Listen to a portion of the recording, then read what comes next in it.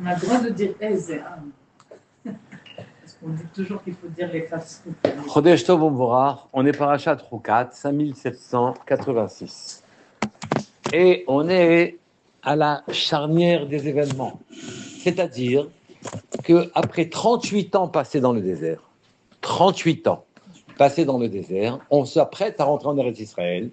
Toute la génération qui est sortie d'Égypte et Nifteret, elle est morte. D'accord? Sauf les exceptions, les quelques exceptions, oui. Et donc, on s'apprête à rentrer en Eretz Israël. Et voilà que Myriam aussi, elle est Nifteret. Et Myriam est une personne qui a apporté de l'eau grâce à son mérite. Elle a apporté de l'eau au Béni Israël dans le désert. C'est elle, Ber Myriam, qui a apporté l'eau. Le puits les suivait sans arrêt. Oui. Et ils se sont retrouvés sans eau. On est 38 ans après la sortie d'Égypte. Myriam et Nifteret. Et écoutez comment ça s'est passé. Vayavo'u Israël, Kol Haeda, Midbarsin, ils sont arrivés dans le désert de Tzin, oui, Bechodesh Harishon, au Chodesh Nisan. Vayeshev Ha'am, Bekadesh, et le peuple s'est installé à Kadesh, Vatamot, Sham, Myriam. Et là-bas, il Nifteret, Myriam. Myriam et Nifteret. Vatikaver, Sham, elle fut enterrée là-bas. Oui. Velo Hayamaim. Donc on comprend qu'en vérité, celle qui a amené l'eau, par son mérite, c'était Myriam. Car voilà qu'elle est Nifteret, et voilà, c'est marqué Velo Hayamaim, la Eda. Pour toute la Eda, Vayikhalu, al Moshe, Ve'al Aaron, et ils ont commencé à se grouper sur Moshe et Aaron et à se plaindre. Oui, et à se plaindre. Ici, dans cette paracha, la parachate de Mei-Meriba, des eaux de dispute, oui, elle vient après le Chukat, la vache rousse. Alors que la vache rousse, elle a été donnée pour se réparer la faute du veau d'or. Or, la faute du veau d'or, elle a été faite à la deuxième année. Donc ça fait déjà 37 ans qu'elle a été faite. Donc voici que sont contigus deux événements qui n'ont rien à voir l'un avec l'autre. La ptira de Myriam et le veau d'or. Juste avant, c'est la vache rousse. Oui. Or la vache rousse, c'est pour le veau d'or. Ça a été fait plus de 35 ans avant, oui. Et maintenant, 36 ans même avant. Et maintenant, Myriam, quel rapport? Et ici, il y a une deuxième chose que je vous fais remarquer, c'est marqué, elle est morte là-bas, et ils l'ont enterrée là-bas, et il n'y a pas eu d'eau, et ils se sont plaints. Dis, elle est Nifteret. Et ils l'ont pleuré. Dis ça. Ils ont pleuré l'eau. Ils n'ont pas pleuré la tzadékette. Ils ont pleuré le problème pratique que ça leur posait. Ah, il n'y a plus Myriam, il n'y a plus d'eau. Mais dis-moi, tu dois pleurer le tzaddik. Le tzaddik, c'est celui qui incurve toutes les courbes du mazal. C'est lui qui t'amène de l'eau. Pleure-le. Kakash Bokhu, il sait très bien qu'on a besoin d'eau. Il ne nous en voudrait pas qu'on réclame de l'eau. Il ne nous en voudrait peut-être même pas qu'on le réclame avec peu de civilité. Oui, mais tu pleures pas la tzadékette qui a amené de l'eau au clan d'Israël pendant tout le temps du désert. Eh bien, c'est à cause de ça que l'eau a manqué. Mais il savait que c'est son mérite qui faisait... Elle est Nifteret, il n'y a plus d'eau. Parce que le riz, c'est son mérite qu'ils avaient de l'eau. Alors pleure-la, au lieu de pleurer l'eau. Ne pas pleurer les tzadikim, c'est ne pas pleurer la pauvreté de notre dimension personnelle. C'est ne pas envisager qu'on puisse être des tzadikim. C'est ne pas avoir d'ambition spirituelle.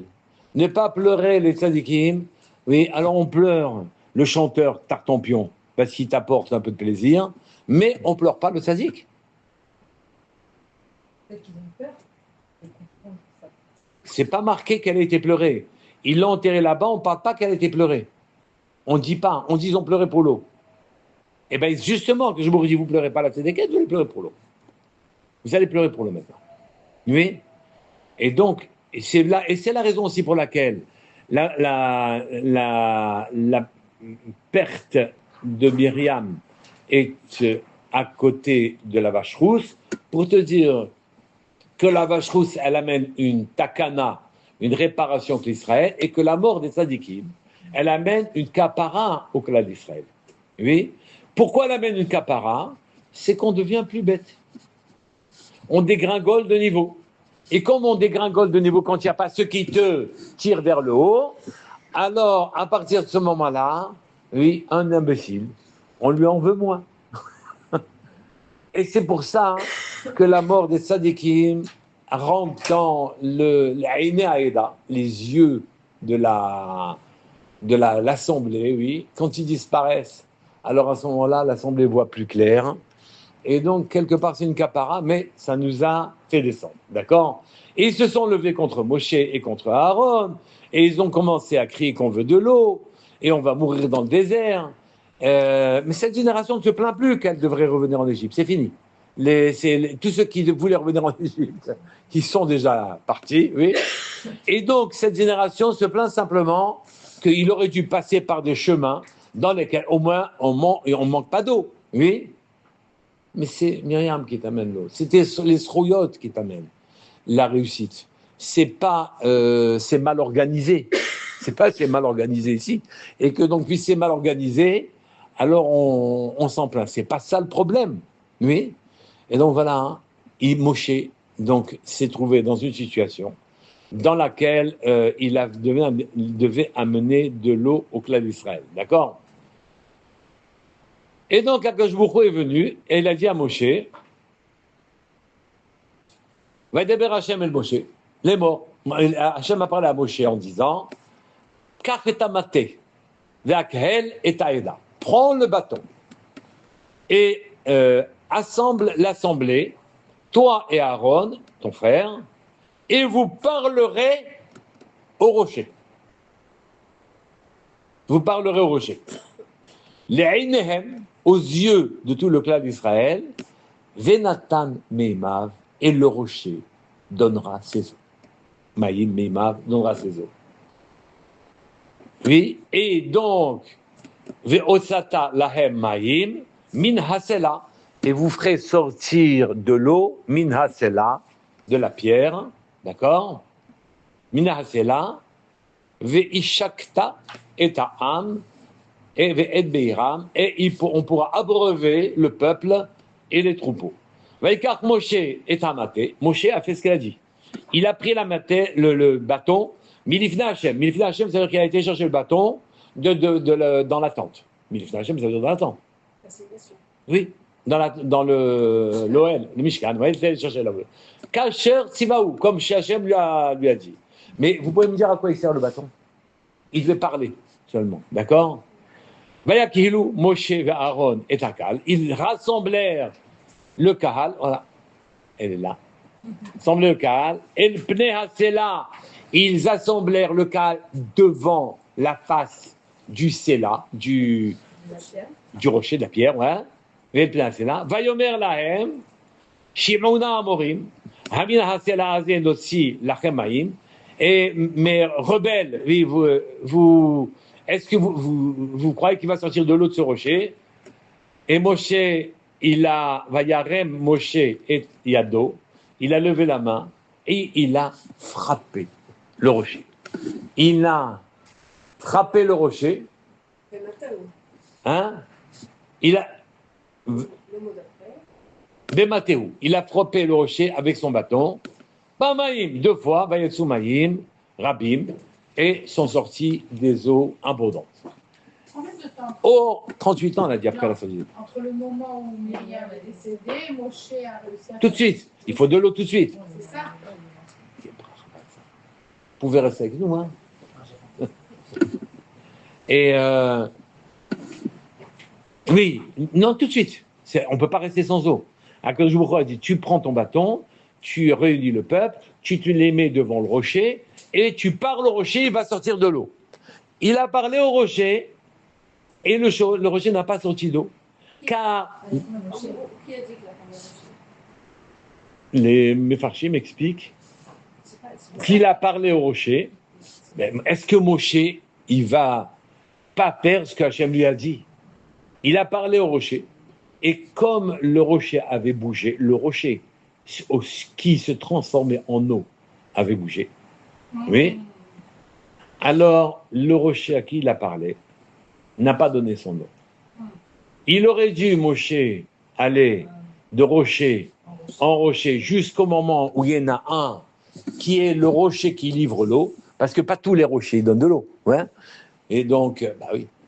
Et donc, il aurait dû parler à chacun des rochers, mais il l'a pas fait, parce qu'il était sous la pression du peuple qui lui dit oui, mais ça ne va pas, ils étaient tous des syndicalistes, oui, et donc ils étaient en train de pleurer, il a subi la pression, c'est pour ça que Shimona Amorim, mais rebelle, vous entendez là, vous voulez de l'eau, je vais parler au rocher, il n'a pas le rocher, ça n'a pas marché, et donc il s'est dit bon, c'est comme la première fois, vous savez que quand ils sont sortis d'Égypte, il y a eu un problème d'eau, et là, cette fois-ci, au problème d'eau d'avant, il a frappé le rocher a donné son eau.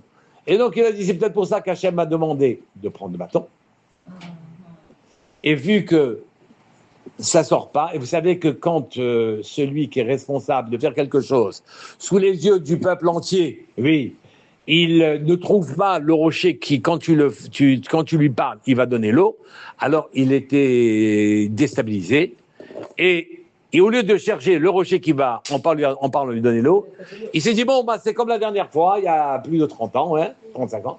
Hein. Au début, c'est dans Béchalar. Dans Béchalar, oui.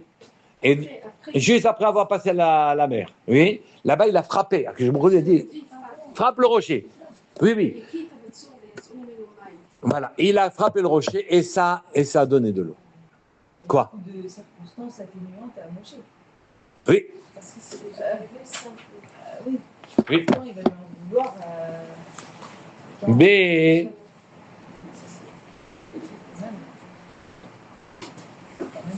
Hachem a dit à Moshe Aaron, voyez Hachem, El Moshe Bel Aaron, Ya'an lo he'eman tam albi, puisque vous n'avez pas eu confiance en moi. Oui. Les Agvisheni, pour me rendre Kadosh, les Aïneb d'Israël, aux yeux de tout le clan d'Israël, Lachen, à cause de ça, Lotavihu itakal, Hazé el Eretz, Asheram Natati, Lahem. Vous n'irez pas en Israël. Vous n'amènerez pas le peuple en Israël. Oui. Et on est ahuri, on est étonné. Oui. Comment? Mon cher Rabbeinu, c'est vrai, il a eu une béhiloute, il a eu une, comment on dit béhiloute? Il a une agitation. Il s'est agité parce qu'il avait la pression du peuple derrière lui. Et il n'a pas eu l'idée d'aller chercher tous les rochers pour trouver celui à qui, quand tu lui parles, il donne de l'eau. Il a frappé donc le rocher comme il avait fait des dizaines d'années auparavant. Oui, et que je vous redis, vous ne rentrez pas en Israël. C'est fini. Décret signé. Hein? C'est sévère, Alors, c'est sévère. Donc, mon Rav avait dit là-dessus, c'est un prétexte.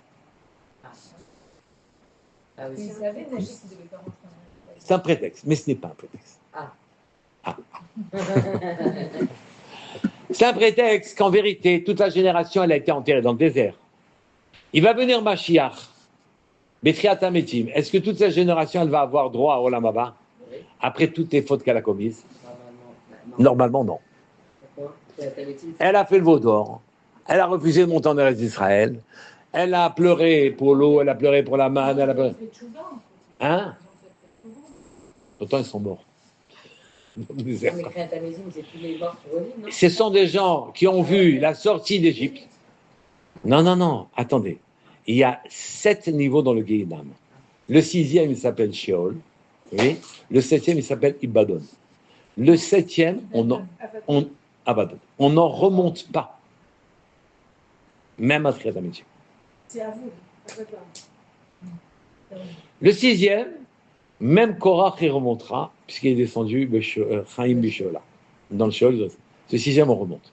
Donc on ne remonte pas systématiquement. Et la question s'est posée, Est-ce que tous ceux qui sont enterrés, qui n'ont pas écouté la parole d'Hachem et qui ont été enterrés dans le désert, vous croyez que c'est sans conséquence, ces choses que l'on fait?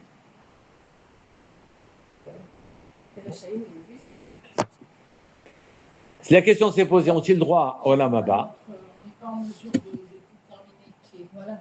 Oui, on ne voit pas avec nos yeux de chair.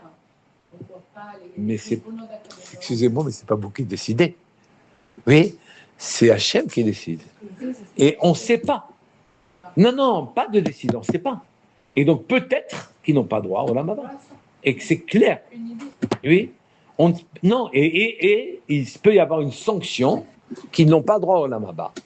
Mais quand Moshe Rabbeinu est enterré dans le désert et que lui va se relever, Bisman Hamashiach, et qu'il a plaidé pour toute cette génération comme jamais personne n'a plaidé pour le clan d'Israël, Akadosh Baruch Hu va entendre les mots de Moshe Rabbeinu pour dire, je ne peux pas, Moshe Rabbeinu va dire, je ne peux pas laisser tous ces gens-là que j'ai sortis d'Égypte, je ne peux pas les laisser dans le désert. Et donc, il va plaider pour eux. Et c'est peut-être pour ça, disait le Rav, qu'il a été enterré dans le désert, parce que quand il va se réveiller et le relever, alors il viendra, parce que c'est sûr que Moshe vient tout de suite après Mashiach. Il avance. Et donc, il va plaider pour tous les gens qui sont enterrés là-bas. C'est un prétexte. Ce prétexte parce que, bon, il a frappé. C'est la mort du tzaddik, peut-être, qui va donner à toutes sortes qui sont partis, qui va redonner cette vitalité à ceux qui sont dans le... Ouais, mais ça, c'est ce que disait le Rav. Qu'est-ce que disent les autres Hachamim? Ils disent pas du tout. Pas du tout. Frapper sur le rocher et lui parler, ça n'a rien à voir. Quand ils sont sortis d'Égypte, il fallait frapper sur le rocher. Et quand ils vont rentrer en Israël, il fallait parler au rocher. Qui c'est le rocher? C'est nous. Eben Israël. Oui. C'est aussi, non, c'est la Malchut, c'est nous. Oui. C'est pour ça qu'il dit Aaron et Moshe parler devant le peuple. Devant le peuple par le rocher. Non, le peuple est là et le rocher est là. Mais le rocher, c'est le symbole même du peuple qui ne va pas. Il correspond, s'il tape le rocher, c'est comme s'il tape le... Exactement. Et quand il parle au rocher, c'est comme il parle au Béni Israël. D'accord? Moshe et Aaron, donc ils étaient les trois roés Israël, les trois bergers d'Israël. Moshe était extrêmement élevé et donc une neshama très élevée. Et donc, on n'arrivait pas à percevoir Moshe Rabbeinu. Aaron, il était comme une transition, un canal qui veut amener les orotes de Moshe Rabbeinu au peuple. Et Myriam aussi, elle amenait les orotes aux femmes. Et donc, le peuple d'Israël avait dans le désert 3 bergers. Moshe, Aaron et Myriam. Les trois. Et celle qui était le plus proche du peuple, c'était Myriam. Bien que Aaron, on dit qu'il amenait le shalom, c'était Myriam. D'où on le voit, c'est qu'elle faisait sortir du bas vers le haut de l'eau.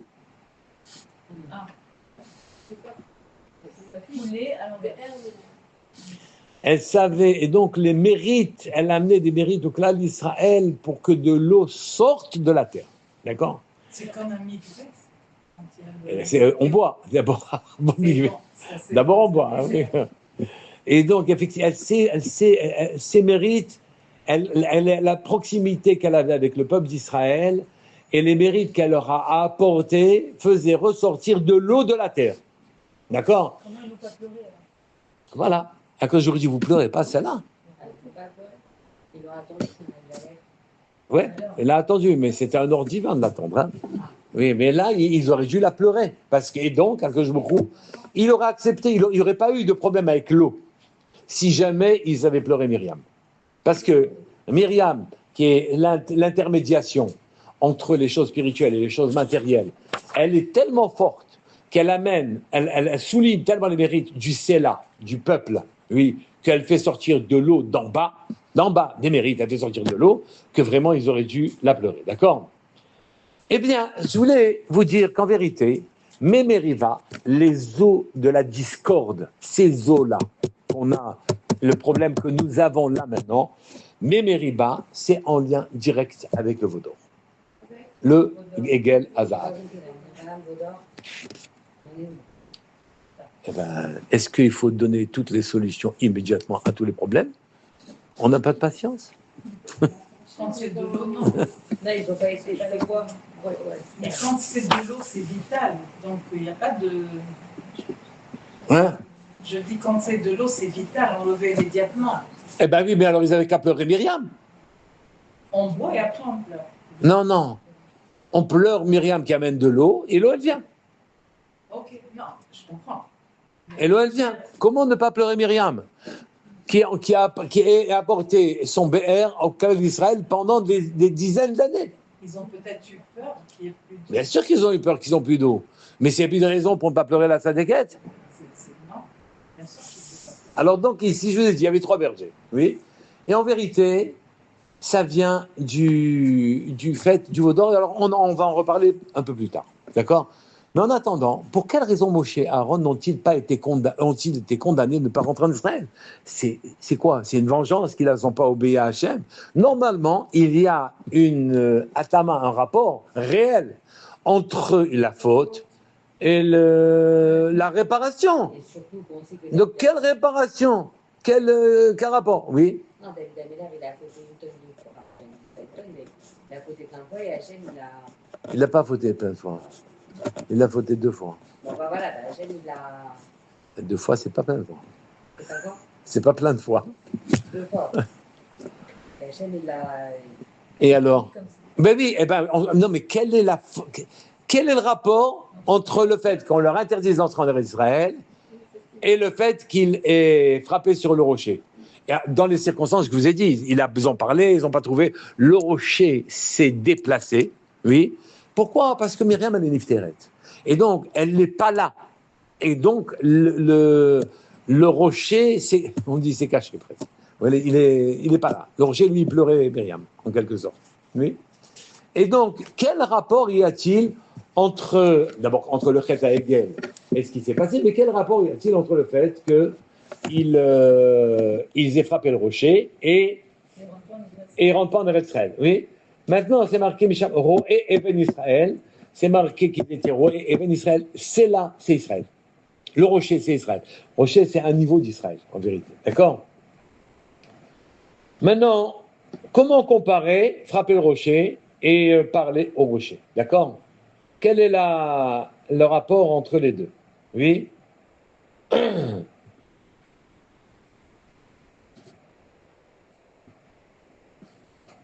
Quel est le rapport entre les deux?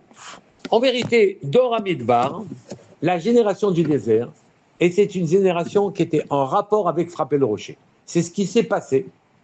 Ce qui s'est passé dès qu'ils sont sortis d'Égypte, après qu'ils aient passé à la mer Rouge, il y a eu la mer Rouge, et donc, et donc, il y a eu un problème d'eau, et là, Moshe Rabbeinu, il est venu, il a frappé le rocher. D'accord? Point.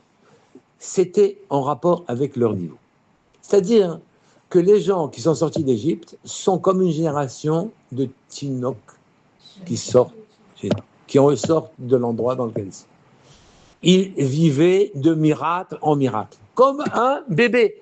Oui, un bébé, on ne lui demande pas son avis. Il a besoin, on lui donne. Tu veux de l'eau? Voilà. Tu veux de la manne? Voilà. Tu veux à manger? Voilà. Un jour après. Tu veux de l'eau? Un jour. Tout de suite. Il n'y a pas de délai. On donne. Et cette génération, c'est une génération de Nissim. Oui. Ça, c'est d'un côté une génération de Nissim. De l'autre côté, oui, c'est une génération qui n'a pas connu le Teva, la nature des choses. Oui. Cette génération qui est sortie d'Égypte parce qu'elle avait besoin de sortir d'Égypte, et donc le peuple qui était le plus grand, le plus puissant, le plus fort de la terre, oui, Akadosh Baruch Hu les fait sortir comme ça, en quelques mois, il ne reste plus rien de ce peuple-là, comme nous, on est sortis maintenant de l'Iran, le peuple qui était extrêmement dangereux, du jour au lendemain, oui. Et donc, une génération entière de gens sans maturité, oui, qui sont habitués au miracle. Ils ont besoin de manger, ils reçoivent la manne, tout de suite. Ils ont besoin de boire, ils reçoivent de l'eau, oui. Et on ne leur demande pas leur avis. Comme à un bébé. Bébé, on ne discute pas avec lui. On ne parle pas à un bébé. Le bébé, il est là, et la haka, dans ce sens, c'est qu'on brutalise sa compréhension. Sa compréhension, on s'en fiche. Il n'a pas de compréhension, le bébé. Oui, on ne vient pas discuter avec lui. On lui impose notre vision de la vie. Et on répond à tous ses besoins d'une manière générale, sans aucune espèce d'attente. D'accord ? Donc, ici, ce qui caractérise la génération du désert, c'est Yeladim Rakim, des enfants qui sortent du berceau presque, oui. Et que donc, en ce qui les concerne, je dis brutaliser, mais c'est pas joli comme mot, mais de la même manière qu'on ne se soucie pas, regardez une maman avec un bébé, le bébé il crie, elle continue de faire ses tâches tranquillement, parce qu'elle sait pourquoi il crie, et que donc c'est pas dangereux, donc on avance, il a beau crier, ça n'a aucune espèce d'importance. De toute façon, elle va répondre à ses besoins, et l'affaire elle est réglée, d'accord ? Et donc ici, ça s'exprime sous les mots haka'a, un coup. C'est-à-dire, je ne me soucie pas de persuader un bébé. Je m'en soucie même pas. Je le laisse crier, je le laisse pleurer. S'il pleure de trop, je le bouscule un peu, etc. C'est les générations du désert, d'accord ? Et donc, ils sont complètement battel au Mechamer. Ils sont annulés à ceux qui les éduquent. Il n'y a pas de discussion. Donc, la génération du désert, elle est une génération d'écouteurs. D'enfants pourri gâtés. Non, c'est-à-dire d'enfants auxquels on ne demande pas son avis.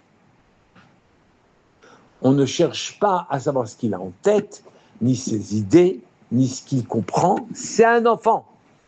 C'est un enfant. Et donc, cette génération qui découvre la spiritualité en quelque sorte, on ne lui demande pas son avis. On lui impose les règles de la spiritualité. D'accord ? Tandis... Et ça comprend aussi la Kabbalah Torah. Hein ? Le Mont Sinaï, c'est pareil.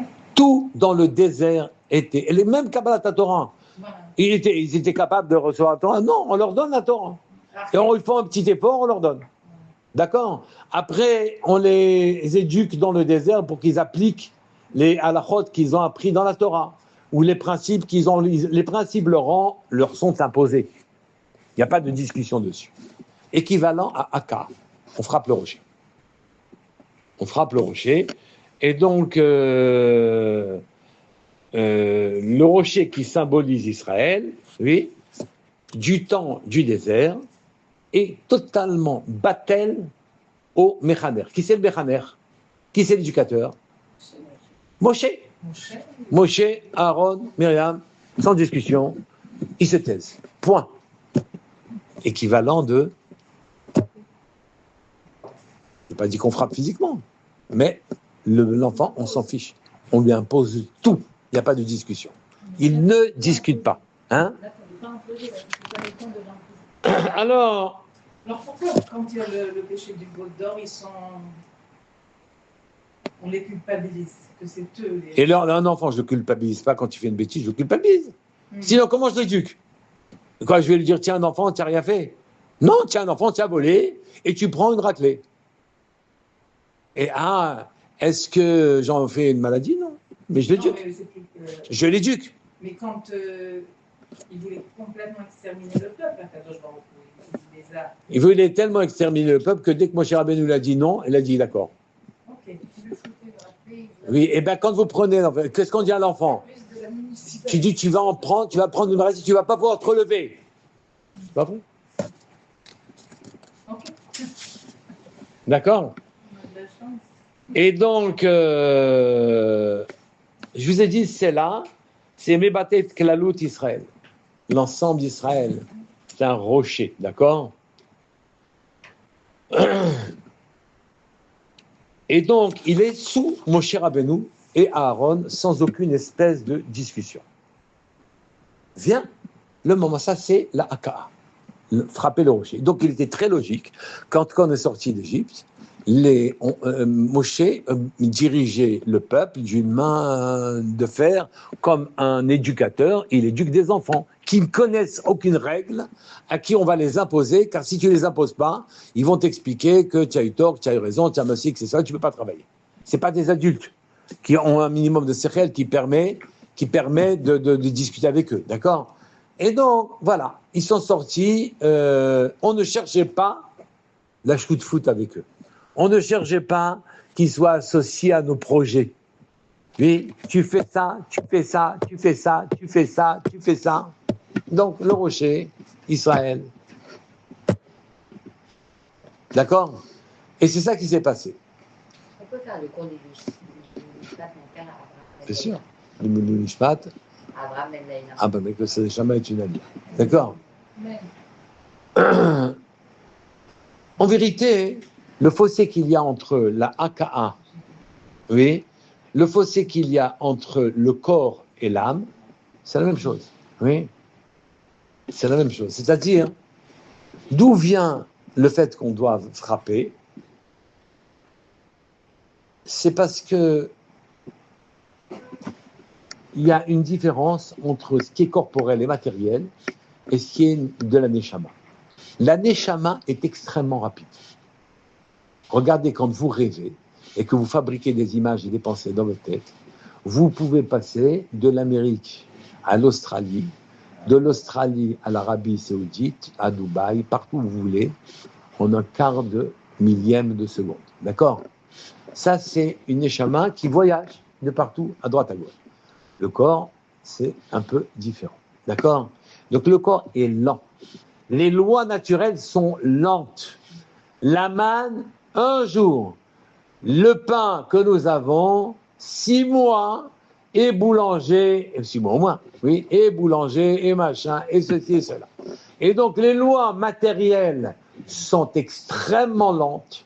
Le gouffre est lent, tandis que les lois spirituelles sont très rapides. Il y a un fossé entre notre matière, notre corps, un fossé entre les lois naturelles qui s'appliquent au corps et la neshama, à qui ne s'applique rien du tout. Oui, le corps et la matérialité sont lents, la neshama, elle est rapide. Rapide, oui. Et donc, du temps du désert, Keshbourou, qui était la neshama du clan d'Israël, ce que contenait toutes les neshamot, oui, il est rapide. Il faut faire, point, la manne, 2 minutes. Le frappe le rocher, 2 minutes. Enfin, 2 minutes. Ça va vite. Les lois matérielles pour pouvoir puiser quelque chose, c'est autre chose. Oui. Et donc maintenant, on va rentrer en Eretz Israël. La génération du désert, elle est terminée. Oui. Nous avons des gens qui, pendant 38 ans, 37 ans, ont étudié la Torah. Ils ont appris. Ils se sont familiarisés avec les lois. Maintenant, ils vont les appliquer dans la matière.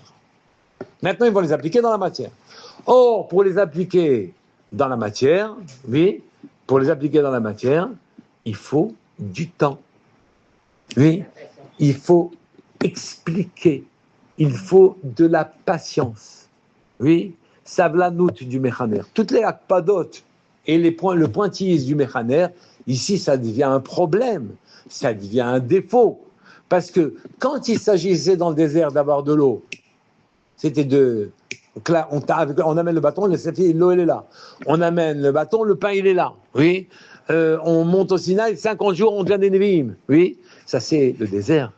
Ça, c'est la Neshama. Oui.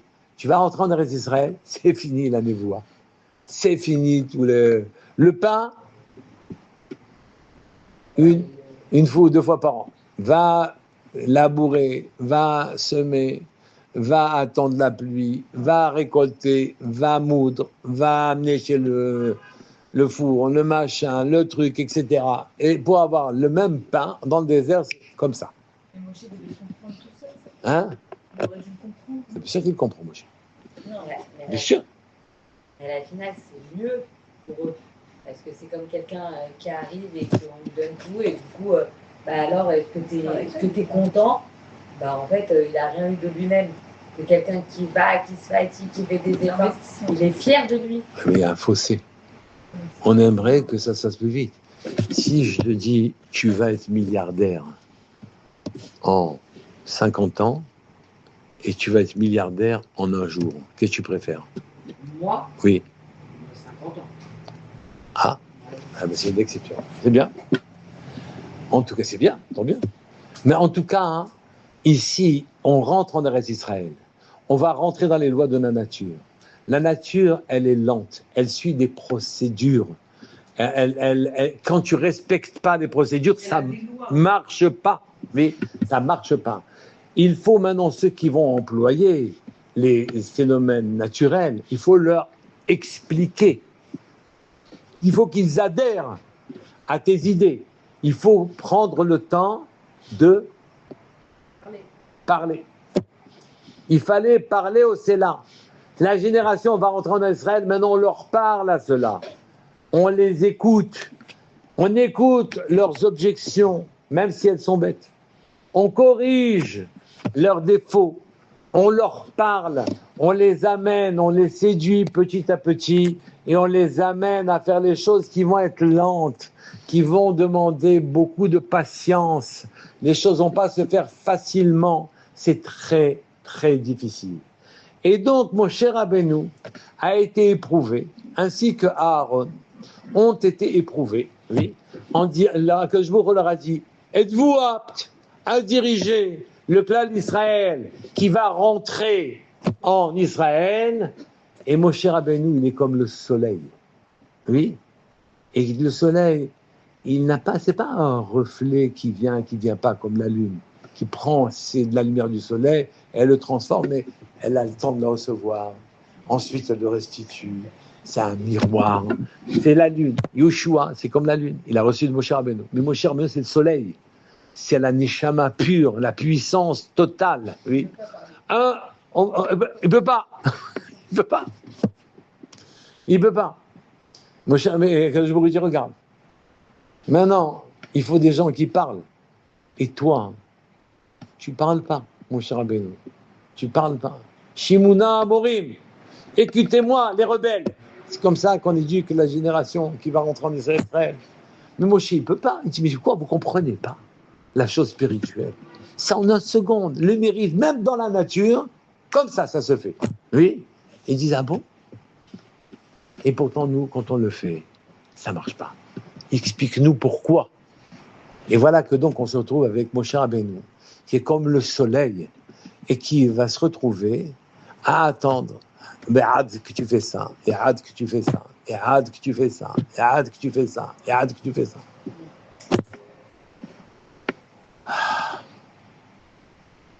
Il faut parler au rocher. Et si tu ne trouves pas le rocher tout de suite, il faut parler à tous les rochers. Jusqu'à temps que tu as le rocher qui s'ouvre et qui livre son eau. Et Moshe Rabbeinu ne l'a pas fait. Il est tué. Moshe et Aaron. Vous ne pouvez pas diriger le clan d'Israël maintenant dans la lenteur, dans une émouna lente, tranquille, qui est loin de vous. Vous êtes l'énergie bouillante du Neshama. Quelle est la différence entre Yoshua et Moshe et Aaron? La lune et le soleil. Ça veut dire? Le soleil, il est que de l'énergie. Il peut pas, à 2 minutes, il lâche une énergie phénoménale. Il comprend pas que tu saches pas canaliser cette énergie. Il comprend pas. Et Yoshua? Il reçoit un reflet. Le reflet, tu as le temps de le maîtriser, de l'utiliser. Oui. Et c'est la raison pour laquelle on dit qu'en vérité, c'est venu le fond de la faute de Moshe. Oui, c'est le vautour. Le fond de la faute. Pourquoi on en est là, le fond de la faute, qu'il n'a pas parlé au rocher? C'est le veau d'or. Oui. Pourquoi le veau d'or? Quel rapport y a-t-il avec le veau d'or? C'est que quand ils sont montés au Sinaï, ils avaient le corps d'Adam Arishon. Ils avaient un corps noble, parfait, un corps de lumière, un corps qui n'avait pas beaucoup de distance entre lui, il n'y avait pas beaucoup de distance entre lui et la Neshama. Ce corps et de lumière qu'ils avaient, oui, tout, oui, ils sont montés au Sinaï, ils étaient tous des prophètes, oui, exactement. Ce corps que Adam Arishon avait aussi, parce que il n'y a que Akadosh Baruch Hu qui a une unicité, oui, qui est unique. Toutes les créatures, elles sont doubles. Elles ont une pnimut, une profondeur et une superficialité. Un corps, une neshama, oui, mais le corps peut être extrêmement opaque comme le nôtre, ou bien de l'ongle, transparent, tu vois l'âme au travers du corps. Et cette gadlout que l'on a quand on a dépassé même la faute d'Adam Arishon, quand on l'a réparé, cette gadlout-là, cette puissance-là, ils l'avaient au Sinaï. Et ils ont vu, c'est pour ça que tout le monde a vu Hachem. Enfin, a vu ce qui s'est passé au Sinaï. Tout le monde a entendu Hachem. Oui. Et on voit la dégradation dans notre perception. On peut voir à plusieurs kilomètres. On entend à quelques mètres. On ne sent qu'à quelques centimètres. Oui. Et vous voyez, le corps a des perceptions qui se sont amoindries. Et donc, on ne voit plus, Hachem. On ne l'entend plus. On a la possibilité de le voir. Oui. Il faut qu'on regagne mitzvah après mitzvah, que l'on répare chacun de nos membres. Et nos membres, en vérité, nous avons sous le corps physique, nous avons le corps spirituel, le corps de lumière. Oui. Celui que l'on garde quand le corps a disparu après 120 ans, la neshama est enveloppée du corps spirituel. Ce corps qui, après 120 ans, a été réparé grâce aux mitzvot que nous avons fait dans le courant de notre existence. D'accord? Et donc ici, au moment du veau d'or, nous avions pas de distance réelle, pas de fossé entre la neshama et le corps, entre les choses spirituelles et les choses matérielles, et pas de fossé. Oui? Et c'est pour ça qu'on a vu Hachem au Sinaï, qu'on l'a entendu. Aujourd'hui, quelqu'un entend Hachem, il n'entend rien du tout. Oui, il voit Hachem, il ne voit rien du tout. Oui. Aujourd'hui, les mitzvot sont de nature à réveiller le corps spirituel que nous avons, le corps de lumière que nous avons. Oui. Et que donc, à ce moment-là, le corps étant devenu opaque à cause des fautes, oui, Moshe Rabbeinu n'arrive plus à commander ce peuple. Ce peuple dont le corps lui-même, dont l'enveloppe est devenue matérielle. Cette enveloppe, il faut lui parler, parce qu'elle comprend rien. D'accord?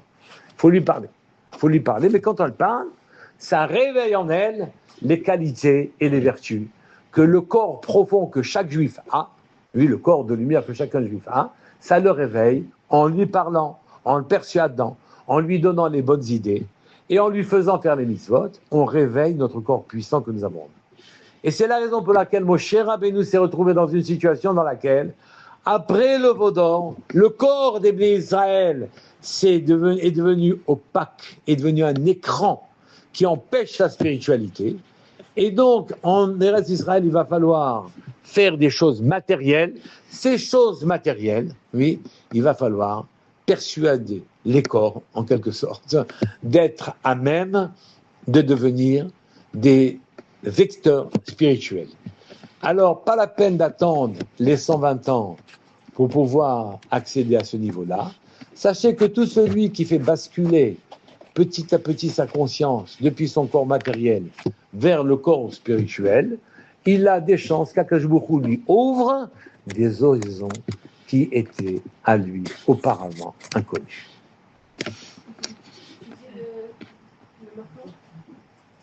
Oui, naturellement, ce Dvar Torah, en grande partie, est de Tal Echaim, qui a été inspiré le Talmid du Chalban.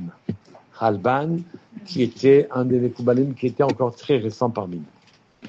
Chodesh Tov Umvorach.